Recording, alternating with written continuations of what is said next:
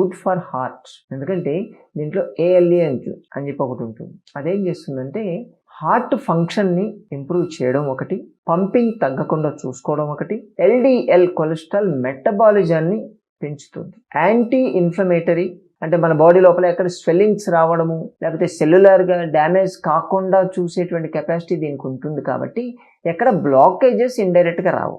ఇది తీసుకుంటే దీంట్లో ఉండేటువంటి పదార్థాలు చాలా స్లోగా డైజెస్ట్ అవుతాయి. అంటే గ్లైసెమిక్ ఇండెక్స్ అనేది చాలా లో ఉంటుంది దీనికి. అందుకని దీన్ని తీసుకుంటే చాలా స్లోగా డైజెస్ట్ అవుతుంది. ఆ ఫైబర్ వల్ల కావచ్చు, ఉన్నటువంటి యాంటీ ఆక్సిడెంట్స్ వల్ల కావచ్చు, వీటన్నింటి వల్ల మెల్లగా డైజెస్ట్ అయితే షుగర్ లెవెల్స్ అనేవి స్లోగానే వస్తాయి.